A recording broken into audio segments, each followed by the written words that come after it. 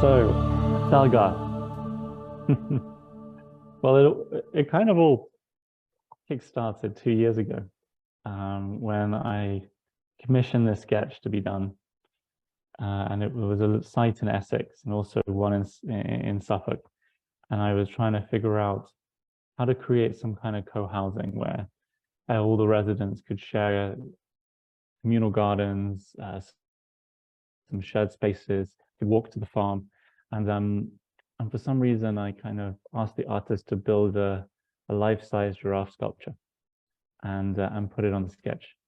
And this was kind of how I was imagining, kind of put out my floor plans of kind of terraced houses that were connected with different levels and lots of green around. And this was very much an intention that I set 2 years ago. And I gave a little presentation at Rebuild, but also kind of started to hoover up so much interesting knowledge about what people were doing, that were actually launching venues or finding places in the countryside. And here we are, 2 years later. We have a place, actually far more beautiful than I put in the sketch. And this is Selgars Mill in Devon. And we initially found this place because we were planning to host an event here. And then we got an option to secure a 2-year lease with an option to buy. And as you enter into the estate, you're greeted by this wonderful tree. I've called him Gandalf because it's a willow tree, but it's the size of an oak. And it's got 2 pines behind it. So it's had to climb and climb to catch the sun. And yeah, for me, it's a kind of reminder every day as I walk around of, yeah, anything is possible. Even a willow tree can kind of climb as high as an oak. And so this is home, this little cottage over here. That's where I wake up on the lower window. And then I'm sitting right here in the loft space. And we managed to build our giraffe, which we did a few weeks ago. And yeah, we've been slowly kind of transforming this place. And just to give you a sense of where it's located, it's 2 hours from London Paddington, and you can actually walk directly from the station across the motorway, zigzagging through little roads, and get to our site in about 35 minutes. And you can cycle as well in about 10, 12 minutes. And it's kind of close to the parts of the world that I love and that I'm close to, and it's well connected to Bristol, Exeter, and London. And yeah, really the kind of journey that we've been on in the last 3 months was mapping out what we have, getting the word out, making sure that the place is booked up for the spring, summer, autumn season, and starting to also figure out how do we work with what we have. And we've got 2 wonderful cottages, a series of barns, a 4-story mill house, and then these kind of beautiful secluded grounds that kind of combine fields and woodlands, as well as the pond and the river calm that runs through the whole site. And so, the kind of plan is to go from venue to village. So initially, just to move in with myself, my wife Morgan, and Zuko, and to get this place actually cash generative, rather than it costing money to run and then being incredibly stressful for everyone involved, to actually make sure that we are taking bookings throughout the year and that we're able to make more money than we spend. And then this will give us time to then build the community and take time to build relationships with the people that come to co-live with us and really understand what is possible in terms of more infrastructure. So this northern woodland up here, close to the road, is very, very ideal, I think, for self-build co-housing. And there's a car park that used to have a chalet, and there's a lot of precedent for kind of eco-lodges and co-housing cluster to be built here, you know, kind of woven in between the trees. There's also neighboring fields over here that we can collaborate with the owner on for all sorts of things, whether it's extended ecotourism. At the moment, we're just using it as extra car parking. But there's this potential of not just to work with what we have, but also to to look to the future and see how do we really become a village over time. And so, yeah, first thing we did for New Year is invite some friends and have a little retreat. We kind of rushed everything in a big van from London, and then we co-created a series of experiences and moments together. This is a friend Alex doing a kind of multi-course shiitake and king oyster mushroom meal. Then very, very shortly afterwards, the main job was clearing out the barn. So this is what we inherited. It was a bit of a dumping ground, lots of soggy sofas, lots of wood that needed to be organized and sorted. And then here we are now. So I was just in here putting in the lighting, and yeah, it's a big difference. So there we go. Still can't quite believe that we managed to do that in a few months. But yeah, I've been upcycling tables, painting things, fixing things. And we were very lucky to meet our neighbors who actually were construction people and had a construction business, and they helped put the brick walls and do the cladding. And yeah, where possible, I kind of stepped in to varnish the floors and to kind of repair tables and turn old bed frames into tables. And this process is still ongoing. Obviously, we inherited quite an empty space, so we filled it with artwork and paintings. This is one of the oldest paintings that I've ever done, and this is one of the newest to kind of symbolize the fire and water coming together that's present on the site and the journey of transformation. And so yeah, we kind of tweaked the furniture, added more bits, made it cozy for co-living, added more beds. This is a beautiful view. Put together these kind of pavings and glamping tents with electricity outside so that we can host for the summer season. And we'll have more lined up here. Built this shower, which was an experience, which was super fun. And I got it working, all with recycled materials that were just lying around. Put together an outdoor kitchen, connected with some gas cylinders. A friend, Michael, created this beautiful double door to the veg garden, and then I kind of helped to attach it several times so that it didn't fall over in the strong winds.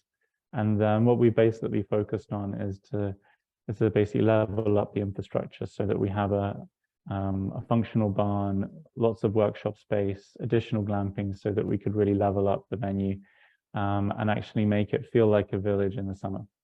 And so yeah, so the cabins, made this bonfire,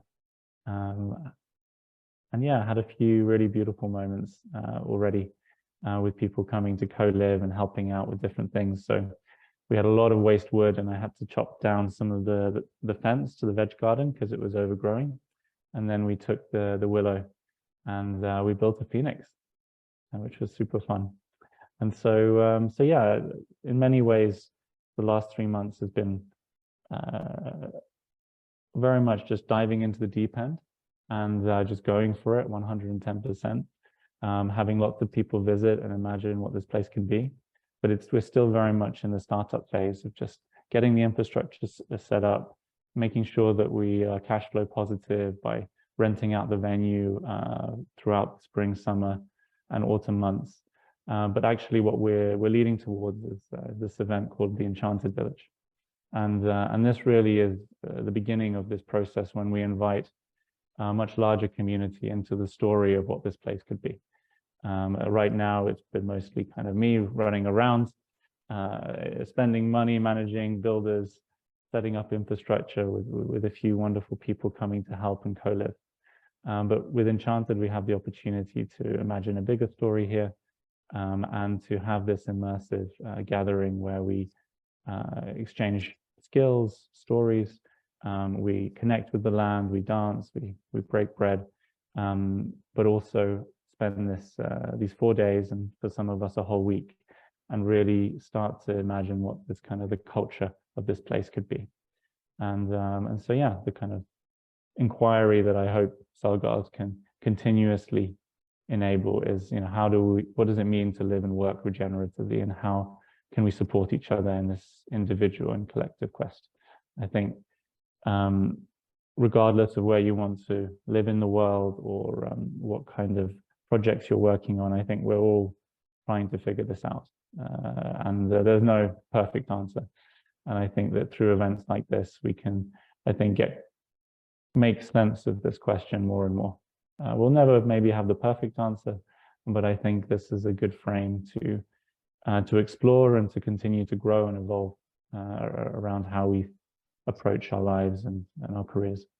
And so, yeah, we've got this lovely 4-day program with a whole mix of different speakers and sessions, from really thinking about health, wellness, creativity, to also kind of future of democracy, regenerative leadership, business, master planning, co-housing design, as well as kind of storytelling and Web3 and the relationship that the kind of technology has to these projects, and some wonderful partners from Regions Unite and Regions Tribe, as well as some local organizations as well that are close to the Devon and Totnes area.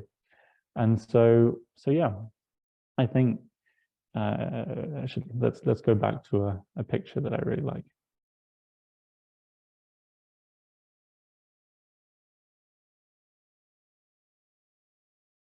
Here we go. I think that the thing that has surprised me most is just how quickly a project like this can come together if you have that intention. And this intention was set a long time ago, and many things didn't work out for a very long time. I almost kind of gave up on it, and then there was an opportunity to host a rebuild online 2 years ago, and then I kind of led the event in Netherlands, and then the idea of Enchanted came, and I wrote a little story, and then gathered a few people. We had a few dinners at House of Transformation, a space I run in London, and then I looked for a venue, and we found this place, Selgars, and just signed up as an event partner, and then we're just planning to do a few gatherings, nothing like this, and then the stars aligned, and in better part of 3-4 months, we're here now, building a life here. We've permanently moved out of London.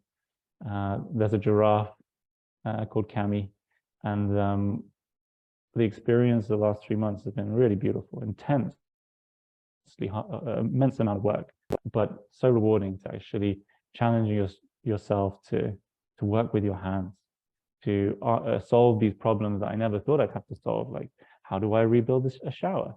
How do I fix lighting? What the hell is a biomass boiler? How do we service it? To even more fun stuff, which is, how do we make sure that a concrete floor doesn't get dirty? And spending like half a day washing it after we danced on it with muddy shoes, and I hadn't properly sealed it. And then what was also beautiful around the last 3-4 months was how complementary co-living is to building a project like this. We had loads of people dropping in, sometimes for a week, sometimes for a month, and we had this thing called the Green Gym, as well as like Curiosity Thursdays. And the Green Gym was basically, we go out and we just do something useful on the land, and then we would avoid needing to go to the gym. We'd just get a workout that way. There was so much kind of carrying stuff, putting old sofas into skips in the pouring rain, all the way through to more fun stuff like building the phoenix and the giraffe and clearing things out. And yeah, and it creates so much meaning when you don't just hire people to do everything, but you get your hands dirty and you actually try, and I remember there was this table, I think it's this one, yeah, right here. This was the first time I'd ever used a circular saw. I'd seen it before, but then I kind of like, okay, I'm going to figure this out. And it was such a thrill, just, because this was an old bed, right? And it would have cost money to throw it away. It would have been rotting out on the land. We didn't have anywhere to put it, but I said, no, right, I'll figure it out. Found some old table legs, figured out how to saw this table, made a perfect line, and hey, we've got an extra table. And this is like one of like almost like hundreds of stories. And I think that's the beauty of a project like this, is not just that it's a beautiful place with nature and people can come and be in retreat together and in community together. It's that they can also participate in shaping this place, fixing things, building things, making things. And that relationship, not just to nature, but to our own innate creativity, our ability to actually leave a positive trace on the landscape is so, so important. And so, yeah, that's what Selgars is about. Come to Enchanted, that's the main call to action. This is where really the kernel of this community will begin. But also, if you want to book a retreat with us, please go to selgars.org. And if you want to co-live with us in December and March this year, then go to selgars.org/life@Selgars. And yeah, it's been such a joy to call this place home. And we're just at the beginning. And I think what I've really tried to do is not bring the community in too soon, but to wait until we do it in the right way with the right structure, because it's very stressful to bring a community in when there's so many things that need to get right from a business standpoint, from a cash flow perspective, and having to handle emotionally and hold space for so many people while trying to do so many things. It would be impossible. So I've kind of focused on working hard and working with the resources we have now. But actually now the hard work of the winter is now opening up to a beautiful spring and summer where we can really dream bigger and actually start to use these gatherings as a beginning of a community building journey. So yeah, that's Selgars. Super fun to share the story with you. Eileen, I hope you can make it. Yeah, that's I'll pass on to the next person.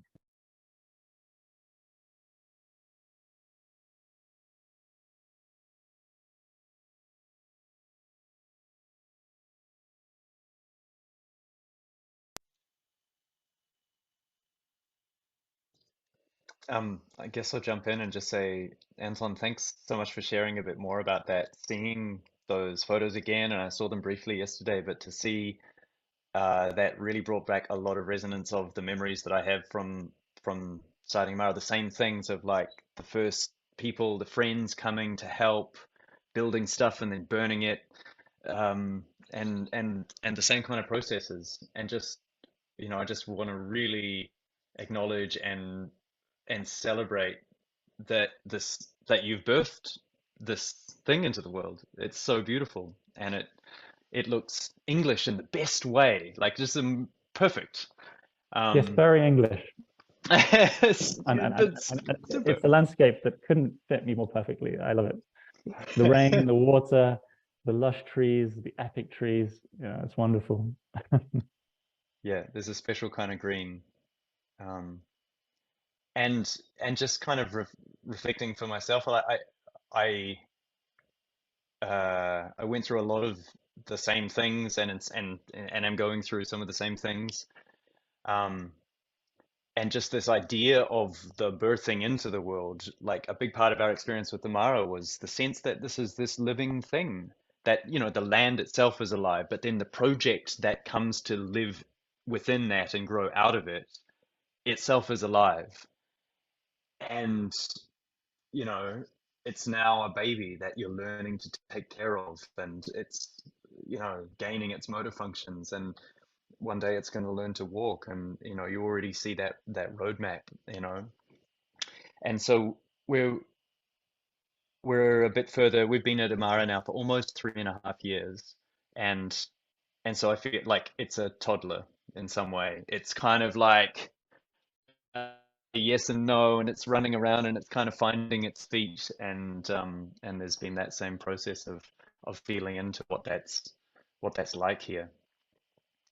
Um, and we had a like I just see a lot of resonance with what you just shared in so many ways. We we had people from our kind of wider community, especially around the festival Agni that we've been running for a few years, which I'll talk about briefly later, and the Burning Man community, which is really strong in and around Barcelona, and people just coming in, and we came here just before the pandemic started, and so we had people arriving on the evening before the lockdowns started in Spain, just saying, "Hey, I'd rather be here than in the city," and having this very intense kind of community experience of a whole group of people who we were just here, and as time went on and the world kind of went crazy, and with a lot of uncertainty, we were just like, "Well, you know what? There's nothing else to do but pick up a circular saw and figure out what to do with it, and let's make this happen." And there was an amount of work, there still is, but it was just that sense of like, shit, let's just do it. Okay, great. And seeing the the power that comes from having many hands, making light work, and the deep challenges of how to be in a space together, how to share a common vision, how to deal with the, you know, tensions and the kind of frustrations that come out of that, and the fears that everyone, at that time was dealing with all of this extra psychic pressure from what was going on in the world, and not knowing how things were going to pan out, or how they were going to be, and feeling, so there was a lot of precariousness, that is still around, it's still carrying on, and yet in a way makes what we're doing uh, make even more sense, for something that was already somehow obviously the thing to do, that we've been having these visions about, And I just noticed now, I didn't see yesterday, but in that sketch that you had from 2 years ago, the giraffe's already there, like big hearts, been at the center of it since the beginning, right? And so I want to share about what we're doing. So we have a land, a retreat center, and a community project called Amara Valley. It's about an hour and a half north of Barcelona, in the north of Catalonia. And I've got some of the slides that I've sort of updated from yesterday, so I'd like to go through them, and it just give you guys a little bit of an overview of the things we're doing in the space. And I have uh, two or three. I've got some specific things that I wanted to talk about, of like things right now that Amara Valley is looking for in terms of how people could get involved in different ways, and to talk about the retreats and the gatherings that we're doing, and just share a bit more about that. So let me share my screen.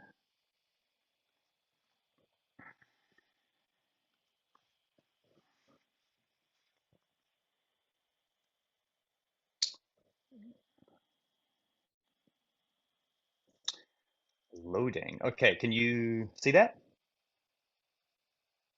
Yeah, great. So this is our nature retreat and healing sanctuary. It's a beautiful old masia, a Catalan farmhouse that has been really renovated and developed over the last, especially 40 years, with kind of successive generations of um, of different communities and people that have been here. Um, it's on the side of a small mountain called Roca Corba, which has been really well preserved. It's just completely forested, and actually one of the things that I really like about the culture in Catalonia is there are a lot of protected, forested, green spaces, and there's an ecological awareness that I haven't found in other parts of Europe or Spain, or around the world, that I really like about the way that there is care and attention to the land here in this little corner up by the Pyrenees. So we're completely off grid.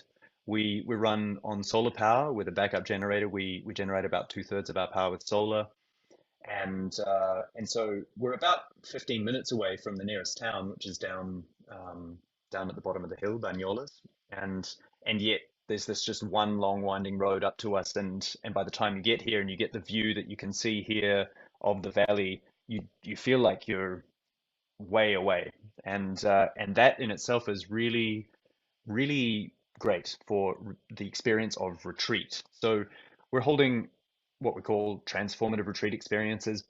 There's a couple of kind of uh, different past events that we've had. One of them is the deep dive. It's a detox detox retreat. Like we use a special nutrition plan. It's kind of a fasting mimicking diet, and a lot of silence, sharing circles, synergy yoga, a lot of things to come together to really stimulate change. And so this idea of transformation has been at the heart of what we're doing. And even before Amara, we were running, my partner and I, Carlotta, we're running retreats, taking camps to the European Burn Nowhere, um, and uh, and eventually developing this festival Agni, and always healing and therapy and the intersections of healing, transformation, and art were the main explorations that we did. So eventually we found the place to have a home for all of these. So we're in the middle of this big oak forest. It's about a 10-hectare section, and we've got the house. We have a big yoga shala. We've got a pool and a sauna. We've set up an organic garden, and as I said, we're running on solar power. You can see our panels here, and that's something we would really like to expand as part of some of our next steps for Amara. And we have this amazing place to host groups coming to stay. And so now we've really worked really hard on developing this place as a venue. It was already running as a retreat center there was a spiritual community living here for about 20 years who really did a lot of building and development, and so we kind of feel in some ways that they passed the torch on to us, and we're continuing a lot of the work that they were doing, and have continued improving the place and developing it, redesigning and redecorating things, improving the systems, and we've just put an enormous amount of time, energy, money, and intelligence into making this place better. Um, so we have accommodation for around 30. We can accommodate more than that, and by habilitating other spaces, but we find kind of 25 to 30 is a real sweet spot for Amara. And then in the summer we have bigger gatherings, and the biggest gathering is our main festival Agni, where we've had up to around 200 people staying here on the land, camping, glamping, vans, and then the accommodation in the house. But for the retreat groups that come, this is the kind of scale that we're working with in a variety of like different accommodation tiers. The Amara kitchen it's a really big pillar of what we're doing. My partner Carlotta is a chef, and we have now an amazing team of chefs who are becoming really well known in this area for the food that is being produced here for the retreat groups. It's um, just fresh, delicious. We do all vegetarian and vegan food options, and I think a lot of people who've come through have um, really felt that it's a great support. It's one of these things that as a venue, or if you're running groups or retreats, if you get the food right, people will forgive you for a lot of things. And if you don't, then it unravels very quickly, you know? And so we just have a great love of food. Carla and I both come from families with some passion for this, and so it's just been a big part of what we're doing. And we've developed this kind of not just the team who's here, but we've had a number of chefs who've come through at different times over the years. And as Amara's developed, we now have this kind of network of chefs. So they're starting to take that on the road and develop like retreat catering in and around this area. Where they're about to start that, and so we're really excited about also starting to. It's one of the ways Amara is spreading out beyond its borders in a really cool way. And then otherwise, the big focus of what we're doing is it's a lot about teaching and practice. So my background is as a yoga teacher, a synergy yoga teacher. We have a lot like teachers of a range of disciplines, yoga, movement, martial arts, dance, nutritionists, meditation teachers, healers, and therapists of all different sorts. And so all of these things are coming together in Amara. And we offer a lot of stuff ourselves. We have periodically like Amara in-house retreats. And then we also have external groups coming, and we're forming really strong collaborations with teachers whose work we really respect. We're really, really happy at the kind of annual program that Amara is developing. And that that also people are coming back, and we're starting to, now that we're in kind of coming into our fourth year, that we're having people come year on year and developing kind of times to come and be at Amara and share what they're doing. And not just kind of on a retreat basis, but we're starting to have more and more trainings. And so it's getting a bit more in depth, longer stays, a bit more focused work, which has always been part of the vision of Amara, not just as a place to come and be, but as an institution also for learning good wellness and healing culture. Um, so yeah, it's a wonderful place for all of these things. And then there's this whole other side of things where that's the kind of the core business of Amara. It's the economic motor for what we're doing. But there's this huge aspect of community has been in there since the beginning. And in a way, part of the amazing experience, but also the challenge of Amara has been in um, bringing bringing these things together in a way, in ways that don't uh, you say interact, like don't create friction. Like we saw from the beginning, there's this possibility when you're trying to do community and business together that those two things could make each of those things work less rather than more. So we've been inquiring into where is the synergy in this, a little bit like when you were talking about living regeneration, Anton. Like just trying to live the question of these things, I think is the way, and we're keep exploring the answers that come up, or maybe the questions that then come up. But it's also just been extraordinary to be able to have this place to host and bring people together, and this sense of a tribe of people who connect to Amara, who feel that it's home for them as well. And this is something that has been coming up more and more, of people coming and realizing, hey, this also feels like home. So this huge family is extended family is growing, and that's been a really beautiful part of this for us. So I have a few things that I just wanted to quickly share about Amara. We are always looking for people with technical skills. It's definitely like there's just always a need for things that not everyone can do, and so and we are currently looking, especially for a site manager, to come and really head up the the maintenance side of things, developing Amara, working on the land, and we see, like this is probably a role for more than one person, and we have a variety of people come through at different times of year for different things. But we're always looking for this for these kind of skills, and so here we have, ideally it's someone who has this English and Spanish bilingual ability, but it's not necessarily necessary.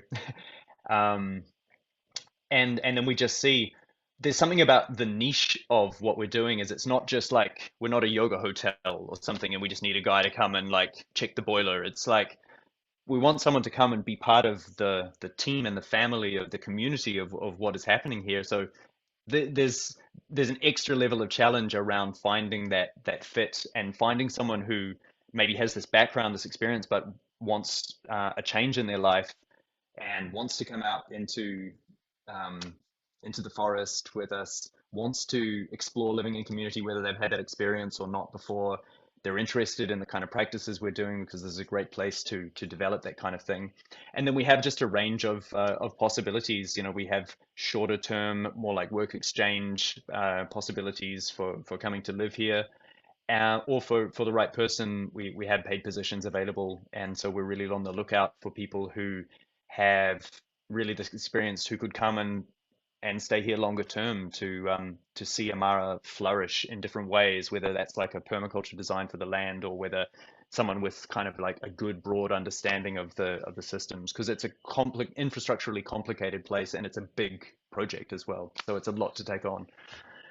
Um, we have now quite a developed volunteer program, which is great. We have 4 to 6 people come for 1 month each month. And now that kind of settled into that groove, we have these kind of cohorts of people coming through, and it's just fantastic.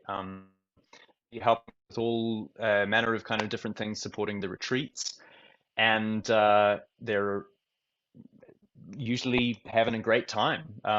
Actually, we saw the people who come to volunteer at Amara seem to get the most out of it than anyone, because they're here for long enough that they can really absorb what Amara is, maybe longer than people coming for just the retreats.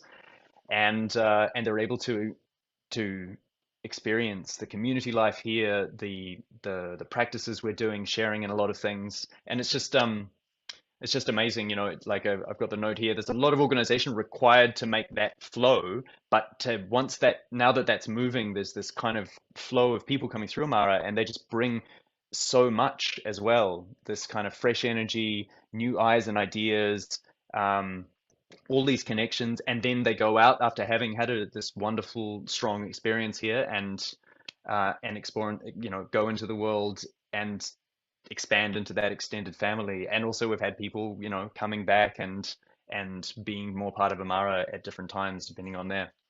So that's been a great pleasure. And definitely, you know, volunteer run organization has its challenges, but it has been really great for us, and we're really happy to be developing that aspect. So Agni is the festival I mentioned at the beginning. It's in our, we're in our 8th year of this, and we started just in the summer solstices, but now we hold it twice a year for the last few years. We have the summer solstice and also at Samhain, like Halloween time. And it's coming out of like all of our loves. You know, we were very influenced by Burning Man, Nowhere, BBB, but also all sorts of festivals around the world, and just brings together all the things we love. You know, one of my intuitions has always been that all the good things go well together. Actually, when you really get down into what is actually good and what does go well together mean, but it's just beautiful to see this kind of explosion of creativity and joy and love. And relational connections between people coming in here. So we are actually about to put out the tickets for that today. So if anyone is interested in joining us for that later in the year, in summer, then we don't really kind of publicize it publicly now, because of the size of the kind of wider Agni community and the number of people that we can host at Amara. Um, we're really kind of more deeply into the co-creative side of things. So just really open for people who want to come and share different sessions, different skills, different things, and we do it all together. It's an amazing community of people. So wanted to put that out there as just an open invitation to rebuilders. We'd love to have you there. And yeah, so the next steps for us, this will be the last thing, just to touch on. You know, we have some infrastructural stuff. We want to expand our solar power system, become more, and also to improve our water situation. It's really the most precarious thing we have at Amara.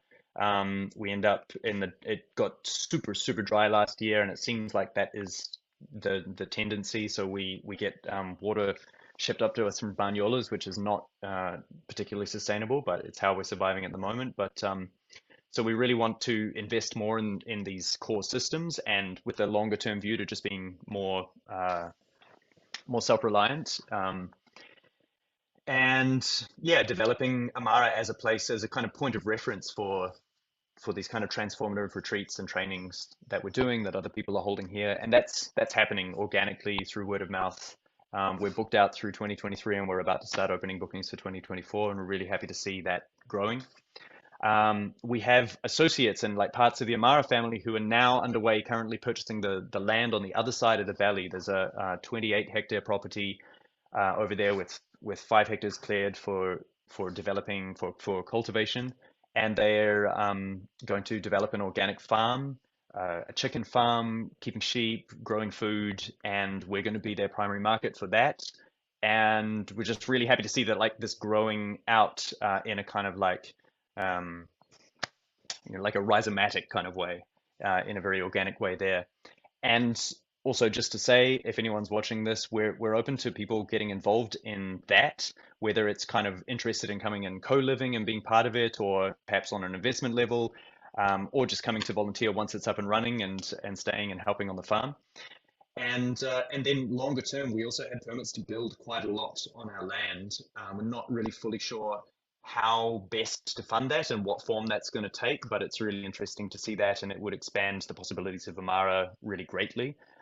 I think Amara is an amazing place to gather together. It's purpose built for this, and we just want to see that continue on. I would love to see a rebuild gathering there, and I feel like I'm just coming back and to have enough bandwidth in my life to envisage that and to start making that happen. So I want to put that out there too, and I would really like to see something come together in 2024.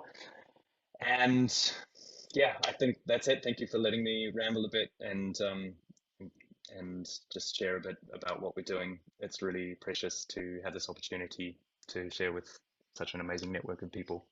Thank you a lot.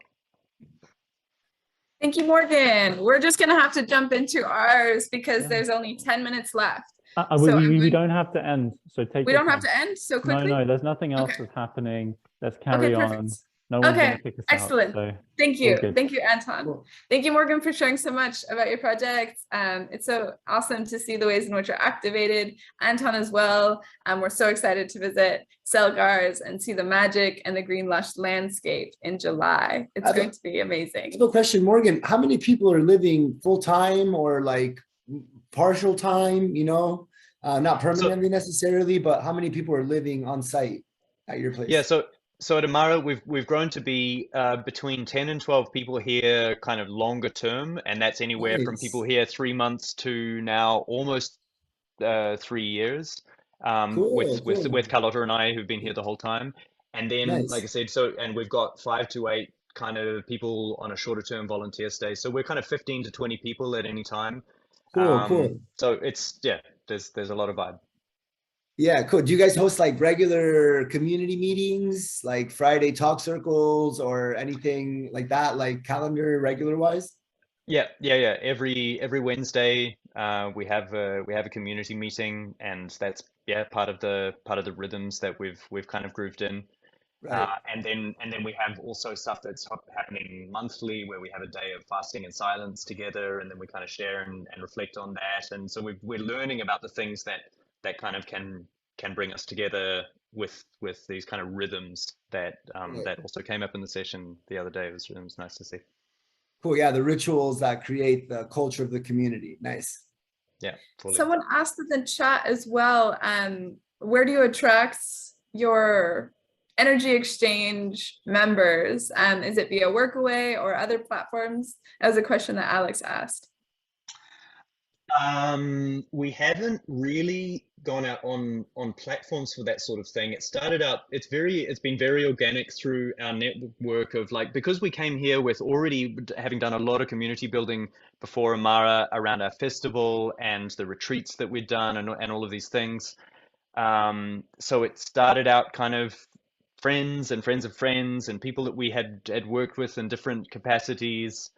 And I think it's just grown organically from there. You know, we're fairly active on social media, on mainly Instagram, and people connect with us through that. The website is there, but I think we get a lot of people kind of like who say, "Oh, my friend just came from a retreat at your place, and she said you have to go, and I saw her, and I'd love to come and volunteer." You know, so this kind of thing has just happened really organically, which we also I think I kind of trust that a lot, and it's also really helped us with the kind of filtering process, and we're, you know, it's been a good position to be in, where we have more been learning how to kind of filter, and we do like interviews with people before they come, and really try to find the people who are a fit with Amara and with the vibe here and what we're doing, rather than kind of like searching about trying to find people. Although, as I said, especially the kind of the more technical side of things is a little bit harder to find good people for that side of things. So I guess we're now we have started putting out a little bit more on platforms, more for this kind of site management side of like maintenance side of things, and so we'll see how we find that. Yeah, actually, one of our mentors gave us that specific advice to not publicize what we're doing at a certain community, and in that sense, you just get by word of mouth all the shiny people, as he calls them. They drift through, they find you. It's organic, and that is how the community grows. So it's one approach. So it's awesome to see the way that you guys have been able to do that. Cheers. Yep, it's worked for us so far. Thank you for sharing that, because I did a lot of volunteering via these platforms, and I'm now going to take a different approach to this, because I'm both highly interested to go to Anton and Morgan's project, since I'm EU based. So I will be in touch. Yeah. Cool. Thank you for your story.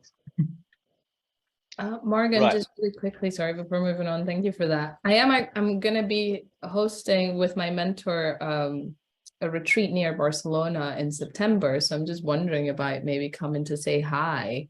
What would be the best way for me to come and visit you guys, even if it was for a few days? I just realized I didn't put the last slide with the contact details on there, so I'll just put that in the chat. Send us an email. Our website is amaravalley.com, Okay. and there's a contact form on there. My email is info@amaravalley.com. Okay. We're amara.valley on Instagram. So like any of these channels, if you just want to shoot us a message, let us know when. And that's also really possible just to come up to meet and to see the place and to do this. It'd be great to meet you. And actually, I hadn't thought about it. I don't know if we've even got a site to do this in, but I'm assuming you guys might be fully booked by September with retreats already. We actually have 1 week that has become available in the end of September.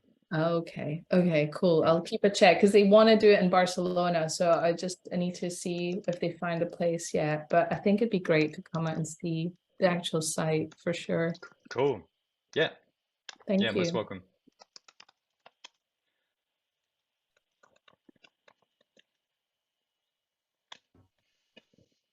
Okay, guys, so we would love to introduce ourselves and share a bit about a very exciting regenerative neighborhood project that we are involved with here in the Yucatan Peninsula of Mexico, very close to Tulum. Yeah, so I'm going to share screen, share sound, optimize for video clip. Let's go. All right. Okay, yeah, so we are Regenerative. We are a collective of community co-creators. Take it away. Yeah, my name is Oscar. I have a background in event marketing, in technology with a blockchain company, and in general, social impact, technology-based activism missions. I'm Nicole. I have a background in anthropology and design and marketing, and I have taken multiple courses in Ecovillage design, and then we've been collectively studying these practices for designing regenerative spaces, living spaces, community land projects, and what we call a regenerative neighborhood. And we wanted to clear up some like any questions about what we mean when we say a regenerative neighborhood, because we use that phrase a lot. Yeah. Next slide. So a regenerative neighborhood is a sustainable and intentional community land development that creates a net positive impact. We are a collective researching these kinds of projects, different kinds of eco-villages, sustainable communities, all of these words that we hear. And making our efforts to log them and collect information about them to be as informed as possible as we start to work with projects in different forms. And Kuyabeh is one of these projects. So we are so excited to share with you about Kuyabeh today, because it is a regenerative neighborhood that we've been directly partnering with and have just this year been invited to collaborate on a much deeper and more meaningful level. And we're so excited because it is a beautiful spot. Some of the things that make Kuyabeh special is that it is 400 hectares of Mayan jungle, and that makes it officially Mexico's largest eco-village. The vision holder actually presented documentation to local governance bodies so that this could become the first legally recognized eco-village in Mexico. It's known as like Ecoaldea. And because of this, it's been able to be designated also as a sustainable microcity because of its sheer size.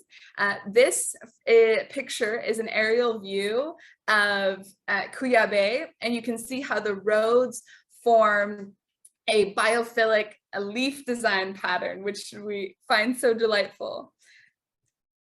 So it is located on what we call the regenerative runway. It's 30 minutes outside of Tulum, situated on a highway to Kuyabeh, which is a main road that is also home to 5 other regenerative neighborhoods that are partner projects of our collective Regen tribe. Kuyabeh. Bienvenido a un lugar que te invita a florecer.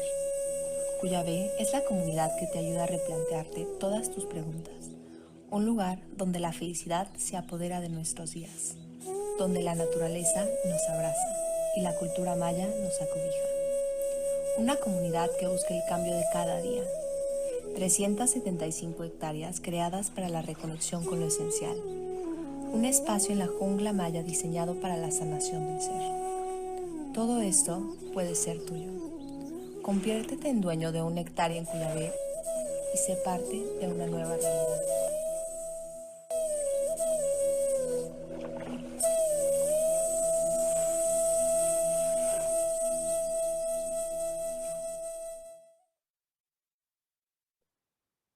All right, so Kuyabeh, a little backstory.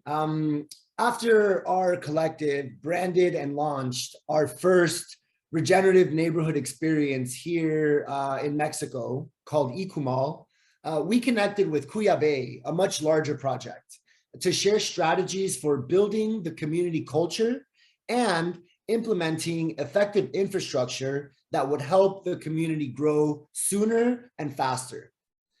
We began with events, marketing, and consulting support, and now are stepping into much more committed partnerships, like helping them set up a 2-hectare agroforestry food system and suggesting next steps for the pioneer community getting launched.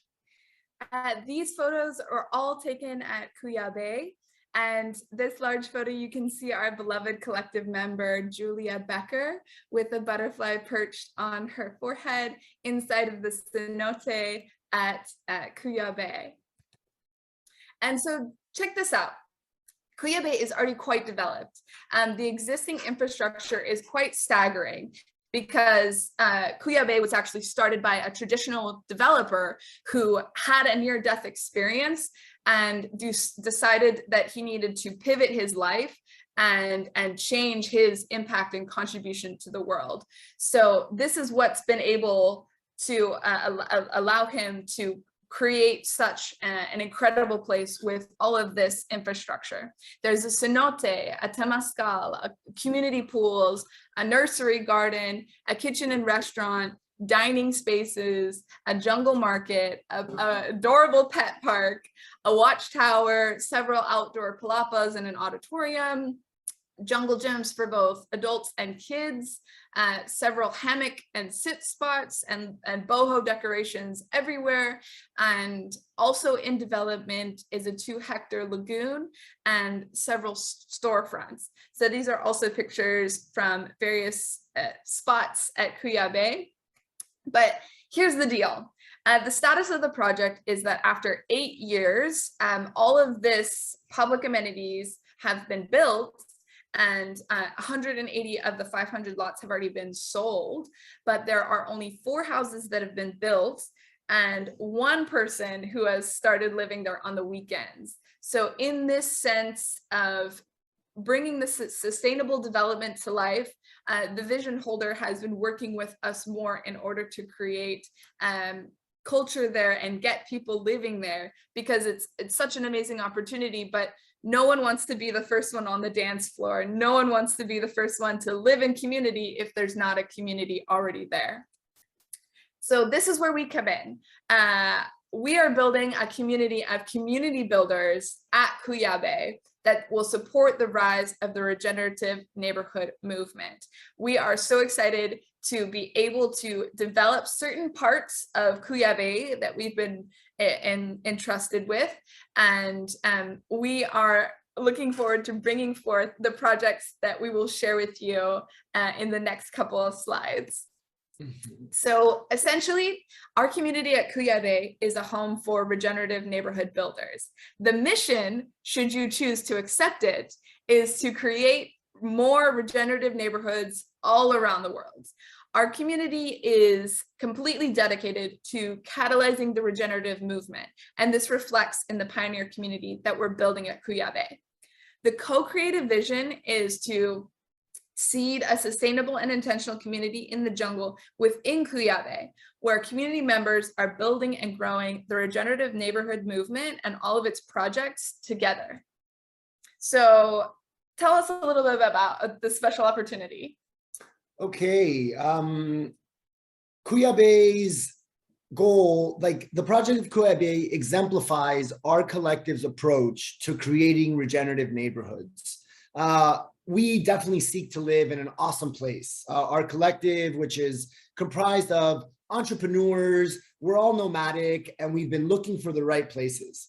Instead of finding our own piece of land, gathering investment, and starting from scratch, our model is to find pioneers doing their magic, like this land developer who has created beautiful infrastructure and set up a lot of the foundation, and is now looking for the magic of community culture and lessons learned from magicians like you guys. Calls like this that let us know how glamping tents can lead to community being there right away, or having energy exchange opportunities can lead to having a pioneer community at your space that really catalyzes and kicks off the community having a live-in population. So our invitation to you is to join the community of community creators. Yeah, so these are some of the lessons that we have picked up and learned from a lot of the projects that we have been logging and inventorying over the last few years. Early stage housing is key. Having a place for people to live, having a shared kitchen, and potentially a shared bathroom to super speed having places where people can call the land home right away. Providing energy exchange opportunities for the pioneer community members to make the place home and have some sort of value exchange, right? New paradigm, new economies, new ways of exchanging value with each other. Some people have lots of land. Some people have some infrastructure, and some people have a lot of time and energy to dedicate. And in this cycle, we can all create win-win-win scenarios. An early focus on growing food. This is one of the strategies that Kuyabeh is now implementing. 8 years in, which is a little later than we would like to see, but now going full force to create a 2-hectare syntropic agroforestry system. And having an active makerspace where we can use these circular saws collectively and put our hands on the matter to get stuff built for the community and recycle and upcycle things into creative projects. This is the focus of the agroforestry system. This yin yang here is a 2-hectare installation that we will be pioneering at Kuyabeh with our partner permaculture team called Phoenix Farms. This lagoon here, shaped like a hummingbird, will be a strategic water holding pond that will be used to feed the agroforestry system and hold water as the rainy seasons in Tulum, a subtropical arid area, creates lots of rain during seasons and then no rain for a long time. So this will be our first pillar project, the agroforestry system at Kuyabeh.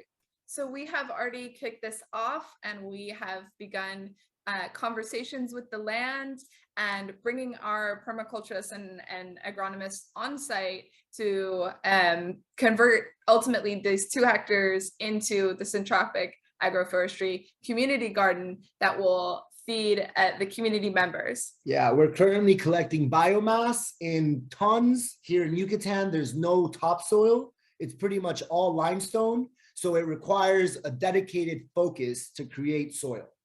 And this brings us to the next pillar project that we're working at Kuyabeh, because we know a lot needs to be done in order to make this entropic agroforestry system work. And in this space, we are converting 3,000 square meters of unused workers space, which is about the size of a football field, into our permaculture academy. We will be seeding an ecocultural innovation hub, which is a model innovated by one of our collective members, Nina Bazan Sakamoto. She has researched intensively how to incorporate DEI models into community settings, and is bringing community engagement strategies to this project in order to support local and indigenous entrepreneurship as well as community entrepreneurship. And this is exemplified first in the Permaculture Academy, which will combine a strategy of both work exchange and compensation for those of the people who would like to deepen their skills and how to build soil and grow food in the Yucatan Peninsula. Yeah, that will bring in the early stage housing and create the opportunity for work exchange, where people will be creating the pioneer community, giving the land project a win, giving people the opportunity to energy exchange for living spaces, and with a point system, potential ownership on the project as well. There will be a makerspace, an existing wood shop that will be glowed up into a makerspace, both for the community and visitors, to see how from local materials we can create abundance and beauty for the land project. And this brings us to our most exciting part. The owner next to the property has a 3-hectare degraded cow pasture piece of land. This area will be designed and planned by our collective to create a iconic eco-village style regenerative neighborhood piece as an amenity to the macro community of Kuyabeh, while also creating the space for a pioneer community to move in and create the sense of community authentically. So this is our flagship project at Kuyabeh. It is an actual chance for true regeneration, where we're taking completely degraded land and regenerating it not only ecologically, but socially. And so we'll be bringing all of the magic of the humans and the flora and fauna back to this place. These are real pictures, these are not renderings. If any of you have been to or heard of the community Holos in Costa Rica, they have these tents on top of their hill there. These are tents from a service provider that we work with called Enchant Tents, and they are sustainable early stage housing, is very low cost and so climate appropriate for what we're trying to do in the pioneer community at Kuyabeh. This is the Makto model. I'm going to go to the next slide and show you this inside view of what it looks like inside of this model. This is one of the many models that we'll be using. Bless you.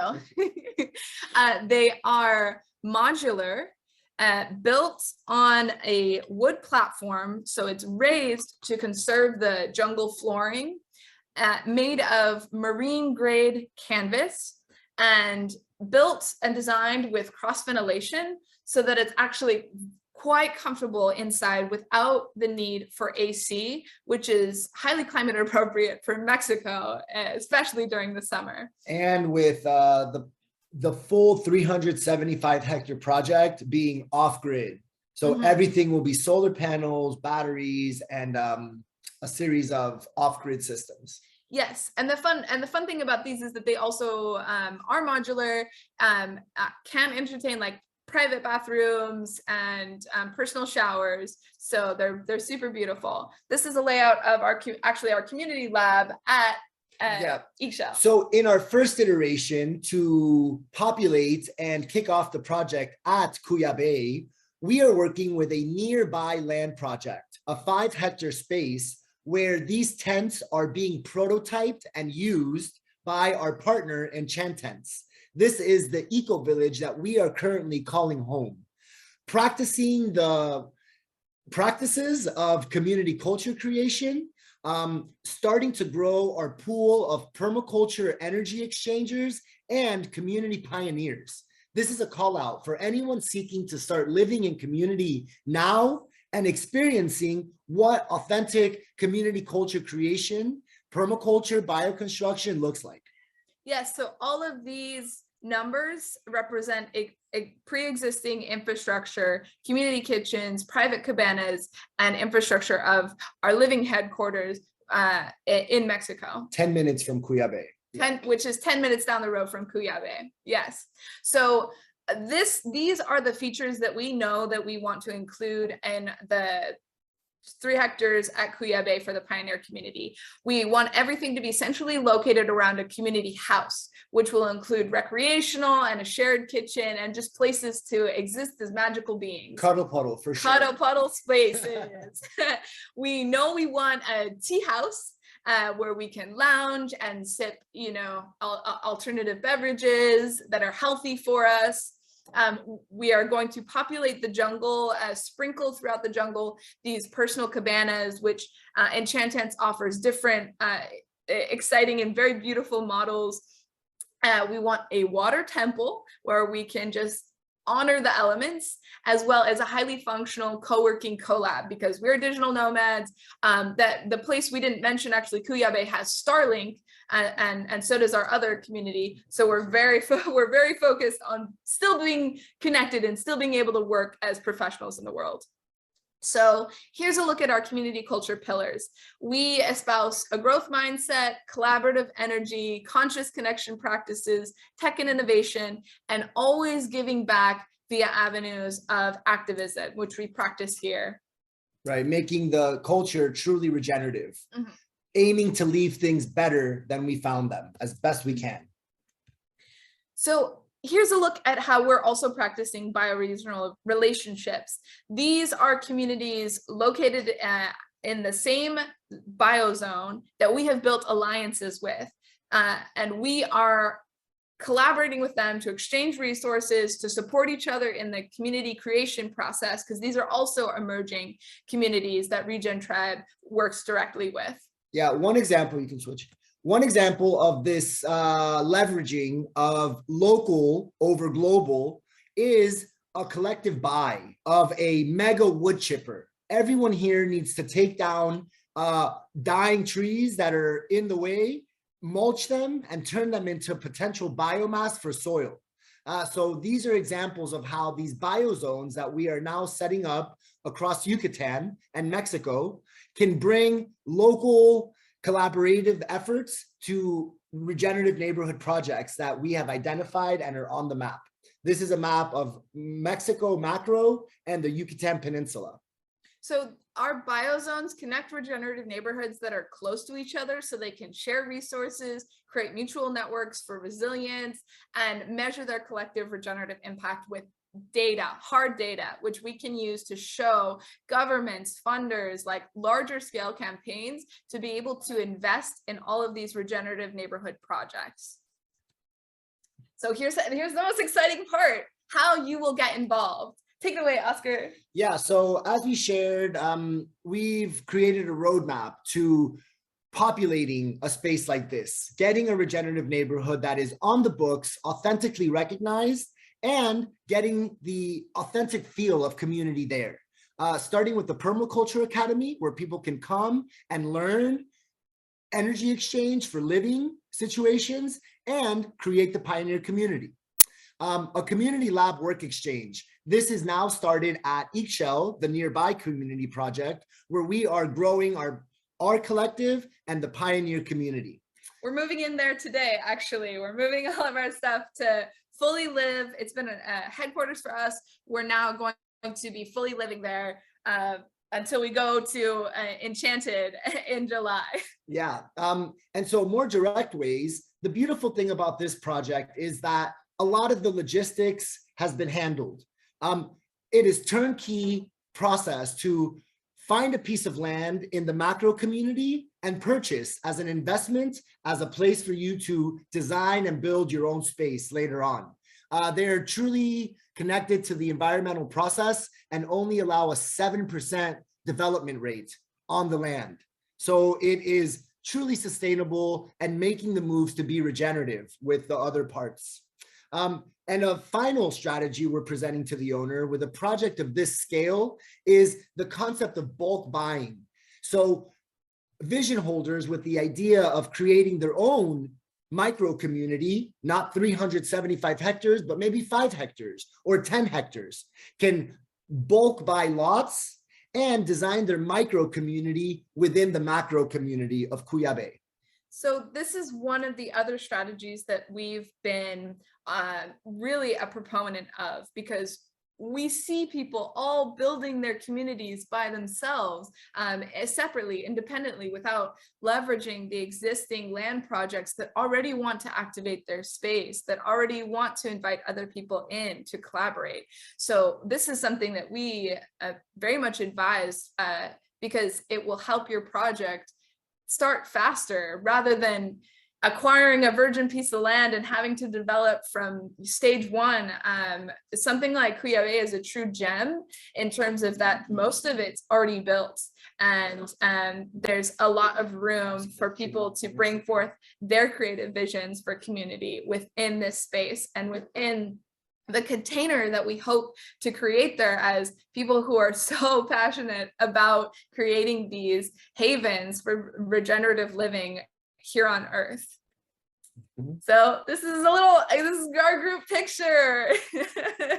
This is us. This is our, we are a team of remote and digital nomads. There are even people that are not in this picture that we love very much and we collaborate with to bring forth this vision. Mm-hmm. So this is get in touch with us, right? We operate as an open collective. So we practice collaboration actively. We are open books, open source, open arms. We are also adding more members to our collective. And if you would like to contribute your magic to similar projects, if you would like to live with us, just reach out. We're going to drop all of our contact in the chat. Yeah, follow the journey. regentribe.org is the website. Our Instagram is also regentribe. We'll be sharing the journey of our community space at Ixchel, our build up to moving to Kuyabeh. And we will be hosting weekly calls, Tuesdays and Wednesdays, discussing lessons learned of the process to building these communities and growing these regenerative neighborhoods, and ways that everyone can get involved with the regenerative neighborhood movement and creating more of these projects around the world. Let's collab. I'm gonna drop the Google Calendar invite in the chat as well. Awesome. So excited for you guys. Yeah. Any questions? Anyone have anything to share? We'd love to field anything. Like, what would it take for one of you guys to move to a place like this? Now. Oh, yeah. What would be the living quarters? Like, what would be the conditions? Like, if I wanted to come and live there for a while, what would be the next steps? Okay, so we have these glamping cabanas that you saw in the photos, which are like hardwood floor, elevated platforms, and these marine grade canvas. It feels like a bedroom inside. We'll share links to a deck that shows each one of the units at the space where we're currently going to be living, and the same ones that will be built at Kuyabeh as the early stage residencies. Right. We have a combination of energy exchange models where if you're supporting with the culture of the community, you can join now, and a sliding scale on the cost of anywhere from a traditional A-frame tent to more of the luxury glamping cabanas that have their own bathroom and hot water. And obviously the whole property has internet because we are all digital and we work that way. And how many people have you got kind of signing up to go and live there at the moment?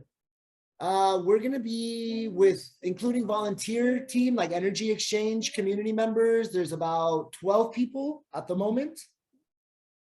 And how much does it cost for one of these?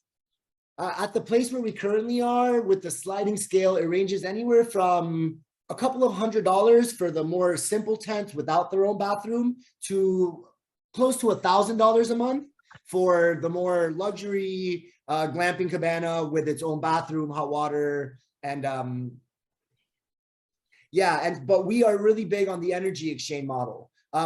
Community members who are seeking to have a more long-term stay, right? Morgan, I asked you how many people are living at your place, and it's really beautiful to hear that you have 3-year residents, 2-year residents. The current vision holder of the space has been holding the torch on his own and living with a very short-term kind of volunteer program model and some guests. Our involvement is to create the longer-term community feel there, 3 months, 6 months, 1 year. While we go to Selgars for Enchanted, we hope to leave a few community members there, holding the torch of community authentically, holding the space, having the meetings weekly, and continuing the projects at our initial pilot community space as we build up to moving to Kuyabeh with more long-term residencies and the permaculture project. You can also camp.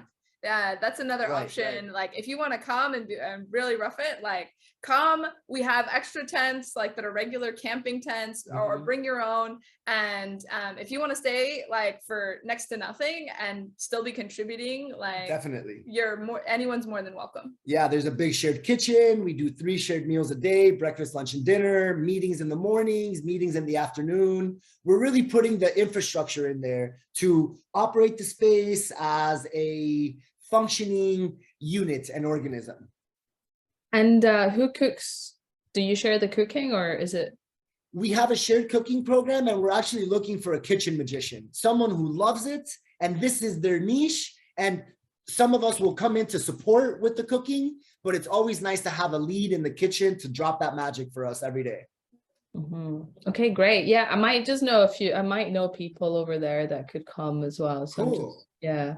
That would be excellent and awesome. Yeah. Yeah, I have friends in your area too who I think would be really interested, at the very least, to come and connect and see what you guys are doing. Cool. Yeah, I would connect with us on Instagram, you guys. Drop us a couple of messages. Like, doors are super open. We have our house packed up right now. We were living kind of in the suburbs near Tulum, and now we're moving there today after this call, actually. Yeah. So we were super excited to share and get it out there. Great. Thank you. This is wonderful. And a gorgeous site. Anybody you know, just give them my number directly, and I'd love to interface with them. Okay, and hopefully I can make it to Enchanted. I really, really hope. Yeah, Enchanted. I keep saying I'm gonna go over. It's just I've got all these dental surgeries. If people can't find what's wrong with them chronically, get your teeth checked. Apparently, you can host all sorts of infections in your mouth. No way. That's insane. It's insane. I've got £10,000 worth of dental work over the next 2 years. That's how bad it is. But first surgery. Well, at least you cracked it. At least I found it. I've been sick for years. So if anyone needs a holistic dentist, I'm your girl. But first surgery is just before Enchanted. So if surgery goes well, I'll be there. Hopefully be there. Yeah. Cool. I'll save you a spot. Sam. Cool. Well, just to wrap up, it's because the person that was facilitating has what was his name? Alex. Yeah. So lovely to hear about all your projects, to tell a little bit about my story too. And yeah, I think there's a real buzz. Hey, good to see you. I think it's in many ways we're kind of like, Morgan is kind of maybe a few years ahead. You know, we've had our kind of 4 months here, and then you guys are just starting on like day one. And it's such an interesting and exciting kind of energy and journey that we're all going on. And yeah, have fun, enjoy, be kind to each other, and have a lot of fun in the little things. Because there's so many little things to appreciate in these types of adventures, right? Like from entering to kind of creating a feeling of home, to all the things you learn, to also all of the hard work and sweat and everything. So yeah, it's always beautiful to listen to and see these projects in different corners of the world. And yeah, may we meet again soon. Oh, yeah, we'll see you soon. Ciao, ciao. Bye. Thanks everyone. Thanks. Look forward to meet online, in person in the future.